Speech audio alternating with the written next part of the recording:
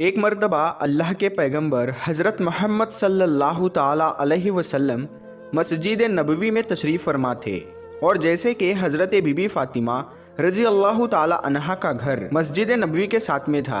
हज़रत बीबी फ़ातिमा के घर से नन्हे हज़रत हसन और हुसैन की रोती हुई आवाज़ मस्जिद नबवी के अंदर तक आ रही थी। आप सल्लल्लाहु ताला अलैहि वसल्लम ने जैसे ही हसन और हुसैन की रोने की आवाज़ सुनी तो आप सल्लल्लाहु ताला अलैहि वसल्लम की आंखें नम हो गई। आप बेचैन हो गए और हज़रत फ़ातिमा के घर की तरफ चल दिए। हज़रत बीबी फ़ातिमा रज़ी अल्लाह ताला अन्हा अपने घर में बैठी हुई है। आप सल्लल्लाहु ताला अलैहि वसल्लम ने दरवाजे पर खड़े होकर फरमाया, ऐ बेटी फ़ातिमा, मैं आपके घर के अंदर आना चाहता हूँ।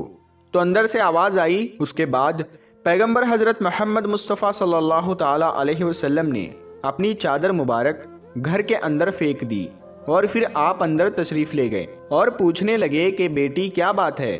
तो हज़रत बीबी फ़ातिमा ने कहा, बाबा जान, घर में इतना बड़ा कपड़ा नहीं है कि मैं अपना पूरा बदन ढक सकूं, इसीलिए मैंने अपने बदन को आपके चादर से ढका है। उसके बाद हज़रत मोहम्मद सल्लल्लाहु ताला अलैहि वसल्लम ने अपनी प्यारी बेटी हज़रत फ़ातिमा के चेहरे की तरफ देखा तो आप बेचैन हो गए, क्योंकि हज़रत बीबी फ़ातिमा बीमारी की हालत में लग रही थी। उनका चेहरा जर्द और आंखों के नीचे गड्ढे साफ जाहिर हो रहे थे। उसके बाद हज़रत बीबी फ़ातिमा रज़ी अल्लाह ताला अन्हा ने फरमाया, ऐ मेरे बाबा जान, आज आप अपनी बेटी को माफ़ कर देना, क्योंकि आज आपकी बेटी आपके इस्तकबाल के लिए दरवाजे तक नहीं आ सकी। कई दिनों से लगातार भूखा रहने की वजह से आपकी बेटी का जिस्म इतना कमज़ोर हो चुका था कि अभी वो उठने के काबिल भी नहीं है। तो ये सुनकर पैगंबर हज़रत मोहम्मद सल्लल्लाहु ताला अलैहि वसल्लम की आंखों में आंसू आ गए। उसके बाद हज़रत बीबी फ़ातिमा ने फरमाया, बाबा जान, हुक्म फरमाइए। अल्लाह के रसूल सल्लल्लाहु ताला अलैहि वसल्लम ने फरमाया, ऐ फ़ातिमा, मैं मस्जिद में था और मस्जिद के अंदर बार बार हसन और हुसैन के रोने की आवाज़ आ रही थी। हसन और हुसैन की रोने की आवाज़ ने मुझे बेचैन कर दिया, इसीलिए मैं तुम्हारे घर आ पहुंचा। ऐ फ़ातिमा, नन्हे हसन और हुसैन क्यों रो रहे हैं? हज़रत फ़ातिमा ने फरमाया, बाबा जान, 2 दिनों से हसन और हुसैन ने कुछ भी नहीं खाया है। तो ये सुनकर पैगंबर हज़रत मोहम्मद सल्लल्लाहु ताला अलैहि वसल्लम ने फरमाया, ऐ फ़ातिमा, हुसैन बहुत छोटा है, ये तो अभी दूध पीता है, इसको आप दूध पिला दीजिए, ये खामोश हो जाएगा और हसन को मैं अपने कंधों पर सवार कर लेता हूँ, तो इससे ये भी आराम पाएगा। प्यारे दोस्तों, बात जब यहाँ तक आ पहुँची तो हज़रत बीबी फ़ातिमा रज़ी अल्लाह ताला अन्हा ज़ारो कतार रोने लगी।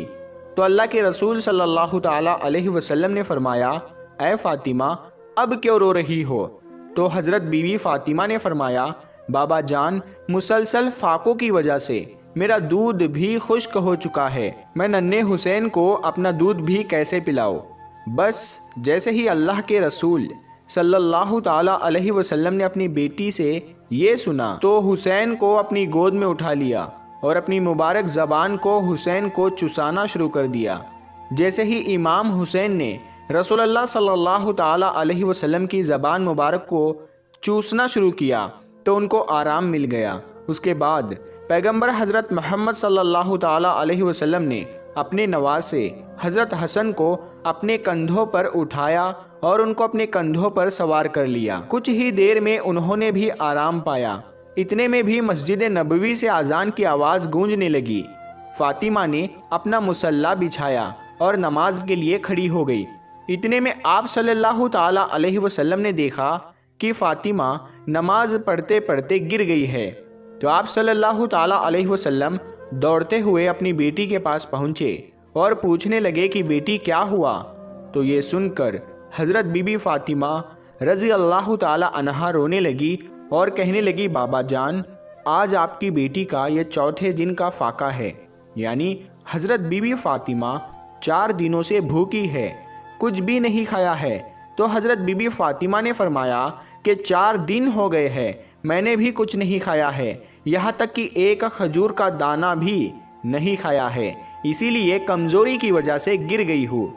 फिर आप सल्लल्लाहु ताला अलैहि वसल्लम ने देखा कि बेटी के पेट पर 3 पत्थर बंधे हुए हैं। तो आप सल्लल्लाहु ताला अलैहि वसल्लम ने पूछा कि बेटी ये क्या है? तो हज़रत बीबी फ़ातिमा रज़ी अल्लाह ताला अन्हा ने फरमाया, बाबा जान, आज आपकी बेटी का चौथे दिन का फाका है और हर दिन के एतबार से मैंने अपने पेट पर एक पत्थर बांधा है। पहले दिन जब मैं भूखी रही तो मैंने अपने पेट पर एक पत्थर बांध लिया, फिर दूसरे दिन दूसरा पत्थर बांध लिया और फिर तीसरे दिन का तीसरा पत्थर भी बांध लिया। या रसूलल्लाह सल्लल्लाहु ताला अलैहि वसल्लम, इस तरह से मैंने 3 दिन से 3 पत्थर अपने पेट पर बांध लिए हैं। तो ये सुनकर अल्लाह के पैगंबर हज़रत मोहम्मद मुस्तफ़ा सल्लल्लाहु ताला अलैहि वसल्लम ने फरमाया, ए बेटी, अपना मुसल्ला उठा। हज़रत फ़ातिमा ने अपना मुसल्ला उठाया तो देखा कि नीचे सोने का ढेर लगा हुआ है। आप फरमाने लगे, बेटी, जितना चाहे उतना उठा लो, मगर कल क़यामत के दिन इसका हिसाब देना होगा। तो ये सुनकर हज़रत फ़ातिमा ने उस सोने के ढेर पर थूक कर अपना मुसल्ला रख दिया। ये देखकर अल्लाह के पैगंबर हज़रत मोहम्मद सल्लल्लाहु ताला अलैहि वसल्लम ने अपना मुबारक हाथ अपनी बेटी के सर पर रखा और फरमाने लगे, ए बेटी फ़ातिमा, तुम्हारा ये सब्र ता क़यामत तक याद रखा जाएगा। तुम्हारा शोहर अली इस्लाम की तबलीग के लिए अल्लाह पाक की किताब कुरान शरीफ को मुख्तलिफ इलाकों में पहुंचाने के लिए इधर से उधर घूम रहा है। उसके नतीजे में ख़ानदान नबी के चूल्हे ठंडे पड़ गए हैं। ए बेटी फ़ातिमा, सब्र करो, अल्लाह सब्र करने वालों के साथ है। दोस्तों, उसके बाद पैगंबर हज़रत मोहम्मद सल्लल्लाहु ताला अलैहि वसल्लम ने अपनी कंबल को अपने पेट से हटाया तो हज़रत बीबी फ़ातिमा ने देखा कि उनके पेट पर 3 पत्थर बंधे हुए हैं, जबकि अल्लाह के रसूल सल्लल्लाहु ताला अलैहि वसल्लम के पेट पर 4 पत्थर बंधे हुए हैं। तो आप सल्लल्लाहु ताला अलैहि वसल्लम फरमाने लगे, ए बेटी फ़ातिमा, 3 दिन की तू भूखी है, मगर आज मेरा तो चौथे दिन का फाका है। आज मैं तो 4 दिन का भूखा हूँ। प्यारे दोस्तों, ज़रा सोचे, इनको क्या ज़रूरत थी 3-3, 4-4 दिनों तक भूखे रहने की। अगर आप चाहते तो दुनिया भर के ख़जाने आपको मिल जाते। अगर आप चाहते तो आप जन्नत से खाना भी मंगा लेते, लेकिन ऐसा करने की वजह ये थी, यानी अपने पेट पर पत्थर बांधने की वजह ये थी, भूखा रहने की वजह ये थी कि अपनी उम्मत के लोग अपनी गरीबी की वजह से अपनी आबरू का सौदा ना करे, अपने ईमान का सौदा ना करे। इस वजह से आपने 3-3, 4-4 दिन तक भूखा रहकर दुनिया वालों को दिखाया, पेट पर पत्थर बांधकर भी दुनिया को सिखाया। प्यारे दोस्तों, उसके बाद हज़रत मोहम्मद मुस्तफ़ा सल्लल्लाहु ताला अलैहि वसल्लम मस्जिद नबवी में तशरीफ़ ले गए और जाकर नीचे फ़र्श पर ही बैठ गए। वहीं पर पास में हज़रत अबू बकर सिद्दीक रज़ी अल्लाह ताला अन्हु भी बैठे हुए हैं। इतने में आपने देखा हज़रत उमर फ़ारूक रज़ी अल्लाह ताला अन्हु भी तशरीफ़ लाए हैं। उनको देखते ही हज़रत अबू बकर सिद्दीक ने फरमाया, ए फ़ारूक आज़म, अभी तो नमाज का वक्त ही नहीं हुआ है, फिर इस वक्त आप क्यों आए हो? तो हज़रत फ़ारूक आज़म ने फरमाया, ए अबू बकर, आज तीसरे दिन का फाका है, 3 दिन की भूख ने बेहाल कर दिया है, इसीलिए मैं घर से बाहर निकल आया हूँ।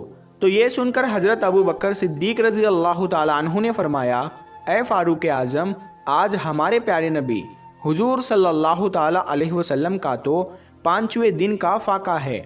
उसके बाद आप तीनों हज़रत अय्यूब अंसारी रज़ी अल्लाह ताला अन्हु के घर तशरीफ़ ले गए। पता चला कि अय्यूब अंसारी घर पर नहीं है, तो आप वापस जाने लगे तो अंदर से आवाज़ आई कि अंदर तशरीफ़ ले आओ। उसके बाद हज़रत अय्यूब अंसारी की बीवी ने खाना पकाया और आपके सामने रख दिया। पैगंबर हज़रत मोहम्मद सल्लल्लाहु ताला अलैहि वसल्लम ने एक रोटी पर थोड़ा सालन रखा और फरमाया, आज मेरा 5वें दिन का फाका है, पता नहीं आज मेरी बेटी फ़ातिमा का कितने दिनों का फाका है, पहले ये रोटी उसे दे आओ, उसके बाद ही मैं खाना खाऊंगा। दोस्तों, हज़रत फ़ातिमा पैगंबर हज़रत मोहम्मद सल्लल्लाहु ताला अलैहि वसल्लम की बेटी होने के बावजूद भी आपके पास दुनिया की दौलत में से कुछ भी नहीं था। सादगी में आप एक मिसाल थी। अपनी माँ से मिले तमाम जेवर आपने अल्लाह की राह में तकसीम कर दिए। आप अपने घर में चक्की पीसने से लेकर हर काम को खुद अपने हाथ से अंजाम देती। घर में बिस्तर के नाम पर एक ऊंट की सूखी खाल थी, जिसमें आपका ऊंट दिन में चारा खाता था और रात में वही खाल आपके सोने के काम में आती थी। आपने अपनी ज़िंदगी में अपने शोहर हज़रत अली से कभी भी किसी चीज़ की फरमाइश नहीं की। आप दुनिया की तमाम औरतों के लिए एक मिसाल है और हर औरत को आपसे सीख लेनी चाहिए और अपनी ज़िंदगी हज़रत फ़ातिमा रज़ी अल्लाह ताला अन्हा के नक्शे कदम पर गुजारनी चाहिए। इंशाअल्लाह वो औरत दोनों जहानों में कामयाब हो जाएगी। तो प्यारे दोस्तों, आज की इस वीडियो में बस इतना ही। अगर वीडियो आपको पसंद आया है तो आप इस वीडियो को लाइक करें, अपने दोस्तों के साथ में शेयर करें। अगर अभी तक आपने हमारे चैनल को सब्सक्राइब नहीं किया है तो सब्सक्राइब करके साथ में लगे बेल आइकन को ज़रूर दबा दें। हम मिलते हैं फिर एक नई वीडियो के साथ में, तब तक के लिए अस्सलामु अलैकुम, अल्लाह हाफिज़।